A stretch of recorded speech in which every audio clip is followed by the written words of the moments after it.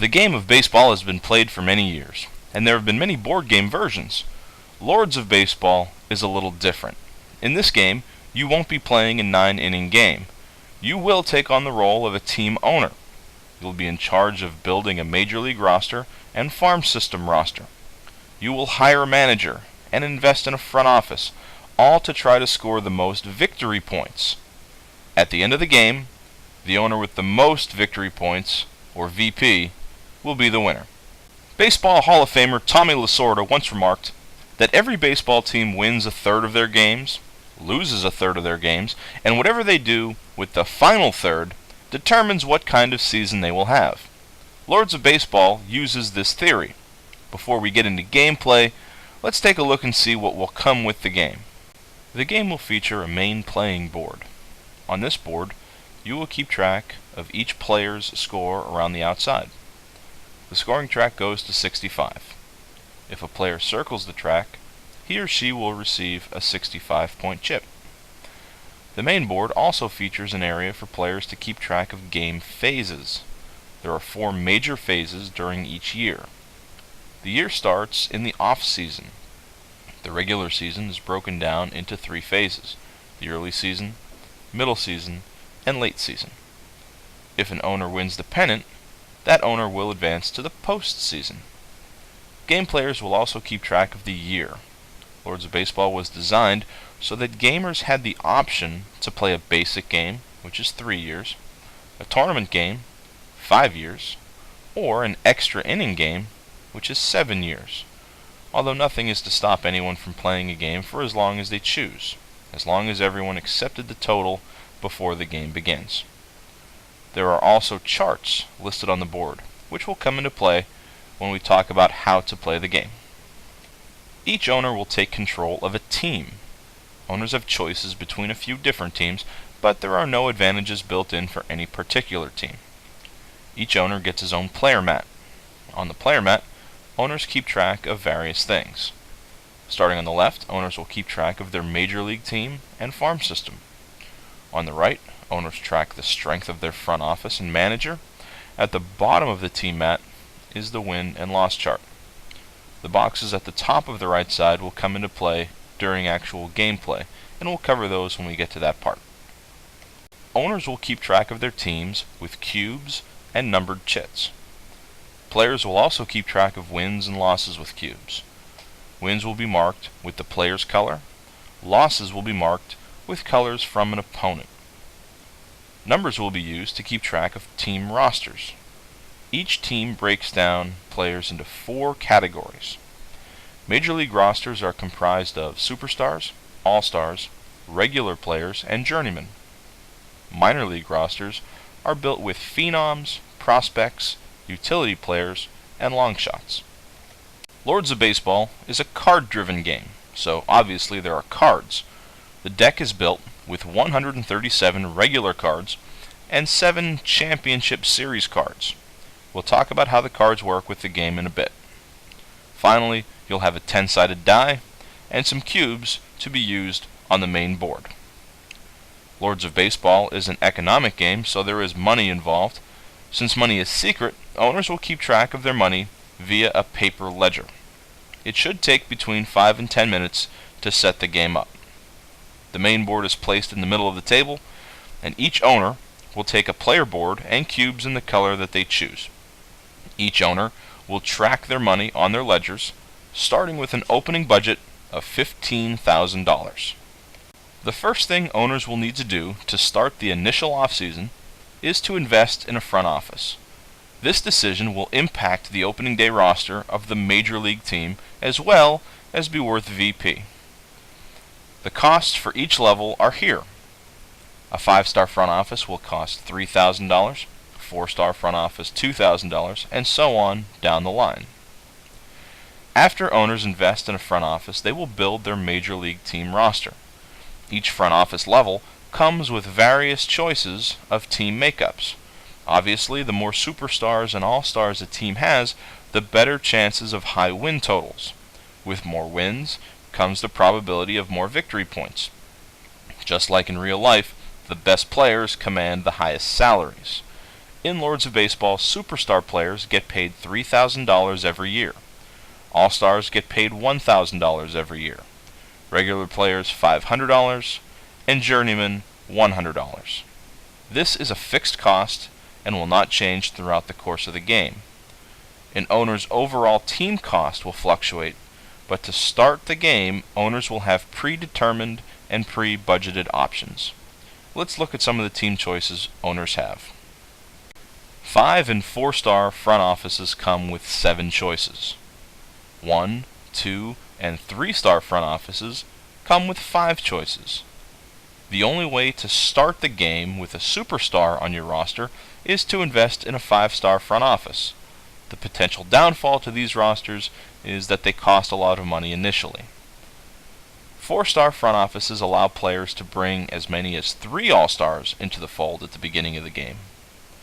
3-star front offices have one option that gives owners an All-Star, and finances are usually more flexible. 1- and 2-star front offices offer the most financial flexibility and allow for different challenges for owners. When owners select the team they want to start with, they will update their ledger with the money they have left over. Then they will take the numbered chits and mark their boards like so. This is an example of a 4-star front office with team number 4 selected. This owner has 1 All-Star, 13 regular players, and 11 journeyman players. The overall cost for the 4-star front office and every player on the roster is $10,600. So the owner has $4,400 left over to continue to build his organization. When the Major League roster is selected, the next choice owners will make is to hire a manager. Managers are rated from A to D. An A manager will make better decisions and his team will earn more wins, hence the A-rated manager will earn the highest salary. The costs for B, C, or D-rated managers are also shown here. When an owner chooses his manager, he will subtract the cost on his ledger and mark his player board with a cube of his color. For our example, we'll hire a C-rated manager at a cost of $1,000. We'll put our cube on the C and subtract $1,000 from our balance. We now have $3,400 in our account. With a manager selected, owners will see what rating their team has. Using the setup chart, a C-rated manager will give us a C-level team. We will mark that on our player mat with a cube, but this rating will fluctuate throughout the game. The final decision owners make is the strength of the farm system. Similar to the front office ratings, the farm system rates from 1 to 5 stars. The farm system costs are here. There are different advantages to having a higher rated farm system, and we'll cover those when we get into gameplay. For setup purposes, the farm system rating will help owners build their initial farm system roster. The farm system roster does not require individual payments. Farm system salaries are covered in the rating costs. Each rating comes with a predetermined roster of minor league players, and those are listed here. For example, if an owner invests in a 5-star farm system, his minor league roster will have 3 phenoms, 4 prospects, 5 utility players, and 3 long shots. It's important to note that every major league team will always have 25 players, and minor league teams will always have 15 players. When owners select the farm system they want to start with, they will update their ledger with the money they have left over. Then, they will take the numbered chits and mark their boards. For our example, we'll start with a 5-star farm system. That will cost $2,000, so our account will have $1,400 when the game starts, and we'll mark our player board with a cube and build the roster with the numbered chits. 3 phenoms, 4 prospects, 5 utility players, and 3 long shots. This setup happens simultaneously among all owners. Owners will announce what teams they will start with, but money is a secret. Each owner will get 9 cards to start, and then the initial off-season continues. Before we get into gameplay, let's take a look at the cards individually. There are 2 types of cards: op cards and anytime cards. Op cards will have a number, 2, 3, or 4 on the card. And we'll talk about ops when we talk about how to generate wins. Op cards also have 2 events, one that is available during the off-season and one that is available during the season. Events can affect wins and losses, money, and player movement, and they're pretty self-explanatory when you read them. Anytime use event cards are single events that can be played either during the off-season or during any season phase, unless noted on the card. After every owner has their hand of 9 cards, the owner with the lowest number of combined stars for front office and farm system starts the play. In our example, we have a 4-star front office and a 5-star farm system. That gives us 9 total stars. If there's a tie, a simple die roll is used to break the tie. During each phase, every owner must play at least 1 card. In the off-season, events will deal with money or player movement. Money is tracked on the player ledger. If player movement occurs, player mats are updated. But since the first rosters are built and prepaid for, any player movement in the initial off-season does not require any further cost. If an owner plays a negative card, he will choose another owner to play it on. To avoid a situation where owners decide to pick one owner to attack, when an event is played against someone, he will mark it on his player mat in the upper right-hand side with a cube of his color, like so. Once an event is played on someone during a phase, no other events can be played against that owner. One major mechanic in Lords of Baseball is passing. When an owner passes, he is out for the remainder of the phase. He can no longer play cards, but cards cannot be played against him, regardless of whether something was played on him before or not. There are some cards that may affect a player who passes, but those cards are labeled. When all players pass in the off-season, the regular season begins with the early season. The first thing players will need to do is refer to the chart on the main board to see how many games a team will need to win in order to win the pennant. Someone will roll the die and reference the chart on the main board. A brown cube will be used to mark the win total needed. For example, if the roll was a 5, a team would need to win 93 games or more to win the pennant. In a situation where more than one team wins over 93 games, the team with the most wins takes home the pennant. In the event of a tie, there is a 1-game playoff which consists of a die roll. The owners would utilize the tiebreaker chart to calculate die roll modifiers based on team rating and manager rating, and then roll off. High roll wins. In order to explain the numbers in the circles, let's remember the theory of thirds. You win a third of your games, lose a third of your games, and whatever you do with the last third determines your season. On your player mat, you'll notice in the win chart, each team has a 15-15 record to start each phase. So for 3 phases of gameplay, each team is given 45 wins and 45 losses.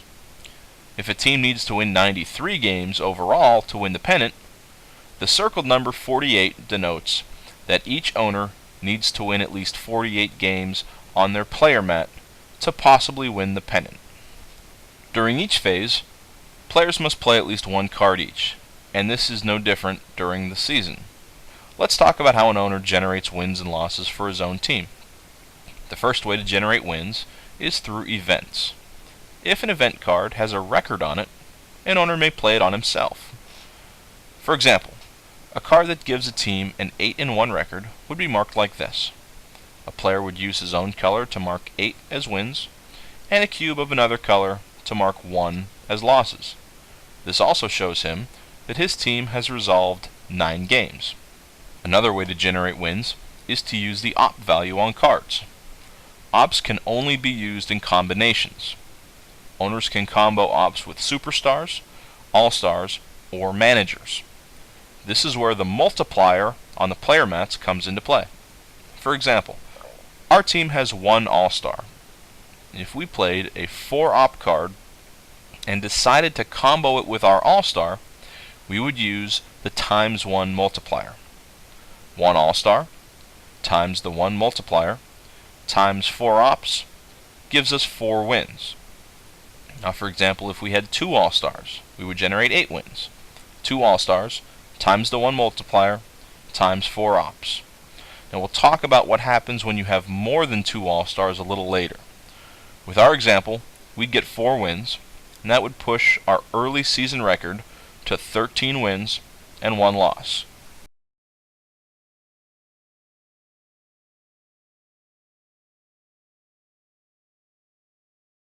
You can combo an op with a player once per phase. When an owner does this, he turns the number sideways to remind him. The third way to generate wins is to combo ops with a manager. This can be done one time per phase. When an owner combos an op card with the manager, he will mark his player mat with a cube. To calculate wins doing manager ops, the owner will find his manager rating on the main board and add the ops value. For example, if we played a 2 op card with our C manager, that would earn us 2 wins. The 2 ops plus a 0 for our C manager rating, that would push our record to 15 wins and 1 loss. The final way to generate wins is to play the manager team cube. The owner will mark his player mat once per phase and simply add the ratings of his team and manager. In our case, we have a C team and C manager. The C team is worth 1, the C manager is worth 0. This gives us 1 win and pushes our record to 16 wins and 1 loss. At this point, we decide to pass. We have played 17 games, which is 3 fewer than we're supposed to decide. This is how to figure out how to get your total to 20. Since we're 3 games short, we split the number 3 in half. In the case of an odd number, the extra game becomes a loss. So our team's record in the 3 games we need to decide is 1 and 2. This will bring our overall early phase record to 17 wins and 3 losses. We'll move our cubes accordingly and wait for other owners to pass and the middle season to begin. When everyone passes, they will make a fan and media roll to see how much money they generated in the early season. If a team has a winning early phase record, the die roll has a +2 modifier. If a team has a losing early phase record, the die roll has a -2 modifier. There are also cards that can modify die rolls during fan and media rolls as well. The fan and media charts are on the main board. In our example, we roll a 5 on the fan chart. With a +2, that becomes a 7. We have a better than average fan turnout, which is worth 11 points. We'll remember that number and use it in a second. Now we roll on the media chart, and we roll an 8. With the +2, it becomes a 10. Looking at the media chart, 10 means that we're covered on the back pages, which is worth 19 points. Now we'll add the 11 and the 19 together and get a total of 30. Now that we have our 30 points, we can check the payout chart, which shows us the early season team generates $10,000. And we now add this total to our running ledger. Payouts will occur after every in-season phase. Looking over the payout chart, you'll see that even with the lowest die rolls, teams will earn a minimum of $18,000 over the course of the entire season. When everyone updates their finances, the middle season begins. We'll move the cube on the main board and begin. The middle season plays out exactly like the early season, only teams will decide 21 games this time. In our example, we have 17 wins, and other teams may look at that and want to bring us down a little. And since it's a new phase, teams can play events on us again, so that section of the player board is cleared off. Our first move may be to combo ops with our all-star. Remember the formula for all-stars, number of all-stars times 1 times ops. With a 4 op card, we generate 4 wins. We'll tap our all-star chit and move our wins cube to 4. One of our opponents decides to play an op card against us. Players can play op cards as losses against each other without a combo. When you play an ops card as a loss, it's a 1-for-1 deal. 4 ops equal 4 losses. Whenever someone plays an op card against another player, the player getting the losses will mark his mat with a cube on the op square. This can only happen twice during a phase. The next player in turn plays another 4 op card as a loss against us, and that'll make our record 4 and 8. Now no other op card can be played against us. We'll mark both op squares with cubes. On our turn, we play an event that gives us a 4-4 record with a chance to roll the die on the Manager Impact chart. The Manager Impact chart is shown here. And we roll a 5. Our C-rated manager doesn't get a die roll modifier, so we will win 2 more games. This card is worth 6 wins and 4 losses. That brings our middle season record to 10 wins and 12 losses. And we've played 22 games in the phase. 1 more than we're deciding. At this point, we may no longer play any cards that affect our own record. Whenever you play more games than the deciding number, you're done playing cards that affect your record. But if you went over and no ops or events were played against you, your opponents may still play cards against you that will affect your record. Since no event has been played against us yet, our opponents take one last swing at us by playing a very nasty 7-loss card against us. Since it's an event, we mark our player mat and take the losses. Our record is now 10 wins and 19 losses. We've decided 29 games. We can continue to play cards that deal with money or player movement, or play ops or events against our opponents, but we can't play any cards that affect our own record. With 29 games decided, the way we bring the number down to 21 is similar to what we did in the early season example. We're 8 games over. We take the 8 and split it in half, if necessary rounding the losses up. 8 games over gives us 4 wins and 4 losses. Instead of adding, we'll subtract, and here's where you need to be careful. When you go over the number of games, you subtract the over losses from wins. So instead of having 10 wins, we have 6 wins. We subtract our over wins from losses, giving us 15 losses. In this example, it's easy because we have 4 and 4. Where it gets confusing is if you go over by an odd number, and this is where you just have to be careful, so you subtract the over losses from your wins. But in this example, our final phase record is 6 and 15, and we'll mark our board accordingly. When everyone passes, another fan media payout roll is done. The die roll modifier for the middle season is 3 though. Winning phase gives the owner a +3 die roll modifier, and a losing phase, as was the case in our example, gives the player a -3 die roll modifier. When everyone gets paid, the white cube moves to the end of season, and the late season begins. Again, players can play events or ops against everyone in this phase. During the course of the game, owners may decide to trade players. Trading is encouraged throughout the game. Since my team had a very poor middle season, I may decide to try to trade my all-star. 2 other teams may be close to winning the pennant, and if I announce my all-star is on the trading block, either or both may want to try to trade for him. They can trade minor league players, major league players, cash, or any combination. The only thing you are not allowed to trade: victory points, cards. Trade does not count as a player's turn, and it can be done at any time. At the end of the late season, players check their final records. If a player has enough wins to qualify for the postseason, that phase occurs. There is a third payout roll, and for every player not making the postseason, if they have a winning overall record, they get a $1,500 bonus. The team making the postseason does not get that bonus. The postseason consists of a card draw and die roll. The player in the postseason will draw 2 championship event cards. Look at the championship chart. In our example, we'll say the pennant-winning team has 97 wins. That is worth a +2 die roll modifier. The first card they draw gives the owner a -2. The second card gives him a +1. So the final die roll modifier will be +1.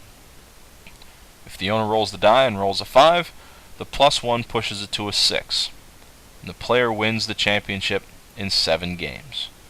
The result of that is 3 victory points, and the winner's cash share is $6,000. As you can see on the chart, it is possible to lose victory points with very low die rolls. Nothing is ever guaranteed in baseball, and nothing is ever guaranteed in this game. When the postseason is over, players do victory point checks, and this is how that breaks down. Every star in the front office and farm system is worth a point. If you have a winning season, you score 5 points. If you win the pennant, you earn 3 points. Championship points are decided here as well. Team levels will score various points, as shown here. Owners check their rosters and score points for players. Every superstar is worth 3 VP. Every all-star is worth 2. Every phenom in the minor leagues is worth 1. Finally, cash on hand scores victory points at a rate of 1 point per $10,000.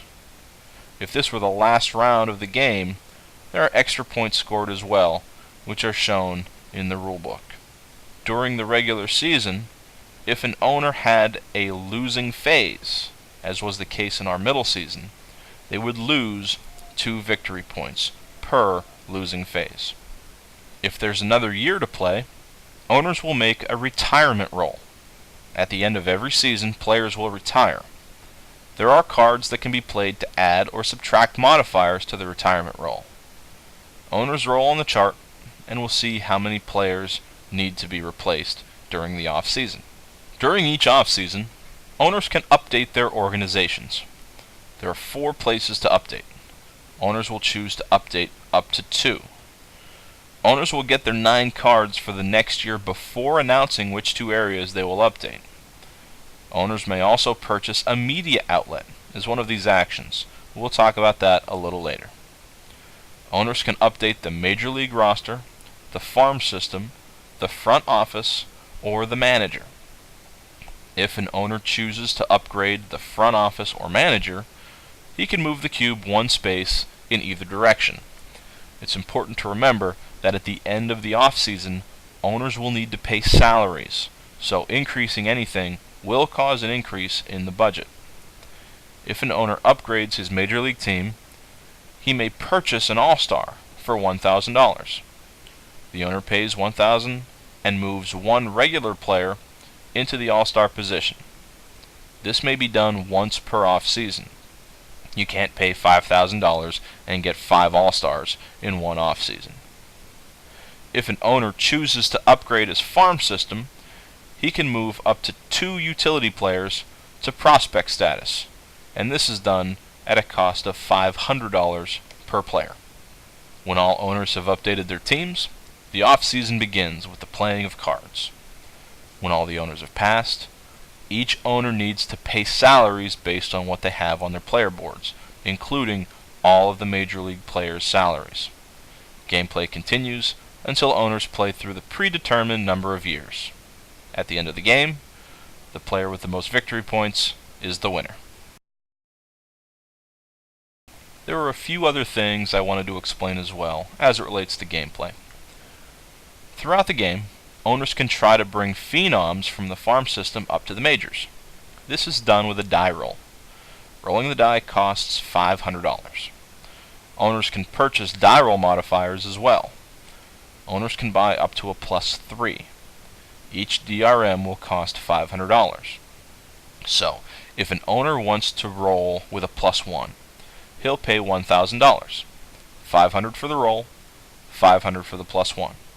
And let's say the owner rolls a 4. The +1 gives him a 5.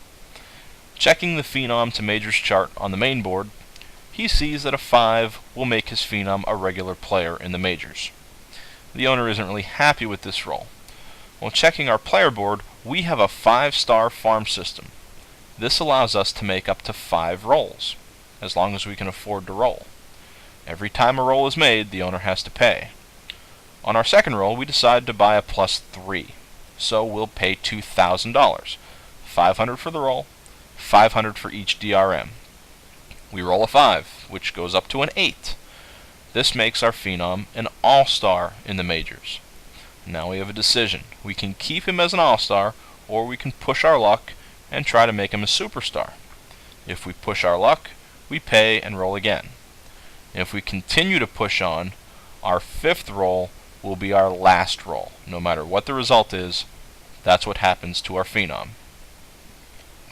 If a phenom is called up to the majors, two things must then happen. The farm system, which has lost a player, must gain a player in order to get back to 15 players. So a long shot is added where the phenom was. On the Major League roster, there are now 26 players. We must now cut someone in order to get down to 25. It's the owner's choice who they want to cut. They can cut anyone, as long as there are 25 players on the Major League roster. Owners may also try to move prospects into phenom status. The same die roll mechanics and modifier purchases apply. The only difference is the chart you reference. Here, a roll of 8, 9, or 10 will move the prospect into phenom status. Money may get a little tight for owners. Owners can take loans during the game. You'll see the loans listed on the player mats. An owner decides that he is taking a loan and will mark his board appropriately. Owners may have only one outstanding loan at a time. The interest rate for loans is $200 per phase, including the off-season. The postseason does not count toward interest. If an owner has an outstanding loan at the end of a season, none of his money will count towards victory points. Owners with outstanding loans at the end of the game must pay back the loan at a rate of 1 victory point per $1,000. During the off-season, owners may invest in a media outlet. This costs $20,000. If an owner purchases a media outlet, he marks his player board accordingly. When an owner has a media outlet, he is allowed to make a bonus roll during the fan media payout roll. Looking at the media chart, the bonus for media outlets is listed at the bottom. There are no die roll modifiers for this roll. At the end of the game, media outlets are also worth 10 victory points. Throughout the season, owners will find that they may be running short on cards. Owners can buy cards through something called the cycle. Each card costs $1,000. Owners can buy a single. This costs $1,000. The owner picks the top card from the draw pile. If he wants to play it as an event or op, he may do so. If he does not, he simply discards it. If an owner buys a double, it costs $2,000. The owner will draw the top 2 cards. He must play one as an event or an op, and he must discard the other. If an owner buys a triple, it will cost $3,000. The owner draws the top 3 cards. He must play one as an event or op. He chooses one to add to his hand, and he discards the other. And finally, if an owner buys a home run, it costs $4,000. The owner will draw the top 4 cards. He must play one as an event or an op. He chooses 2 to add to his hand, and he discards the other. At the end of a season, owners may not carry over cards unless told by an event that they had played. For every card an owner has to discard at the end of a season, there is a $1,000 penalty. So if an owner has 4 cards left over, he has to pay $4,000 to discard them. The final thing I wanted to cover involves something we talked about earlier, using op cards as combos with players. There may be instances where a team is able to stockpile superstars or all-stars. In order to keep wins at a reasonable level, the maximum number of superstars or all-stars to act as multipliers is 2. And this is an example of what I mean. Let's say a team has accumulated 5 all-stars. If an owner plays a 4-op card as a win combo with those 5 all-stars, the formula would normally be 5 all-stars times 1 times the 4 ops, giving you 20 wins. But since the maximum multiplier is 2, the board would actually look like this. 2 all-stars times 1 times 4 equals 8 wins. The 3 extra all-stars are then added, so the total wins for that op play would be 11. Here's another example. If a team had built up 4 superstars and played a 4-op card, the usual formula would be 4 superstars times 2 times 4 ops. That's 32 wins. With a max multiplier of 2, the board would look like this. 2 superstars times 2 times the 4 ops equals 16 wins. The other 2 superstars are added, giving the team 18 wins. Still a very powerful move, but not one that will totally put a team over the top. There are cards that force owners to pay money. If an owner runs out of money and cannot make a payment from a card event, he must discard 1 random card and take 2 losses during that phase. If this occurs during the off-season, the losses will go to the early season record. If an owner does not have a card to discard, the owner will only draw 8 cards at the start of the next year. And that's Lords of Baseball, an economic simulation of what it's like to own and operate a baseball franchise. I hope this video tutorial was both interesting and helpful. If you have any questions or comments, please feel free to contact me through Board Game Geek or through the Lords of Baseball Board Game Geek page. You can also like us at Facebook and send your comments or questions there as well. Thanks for watching.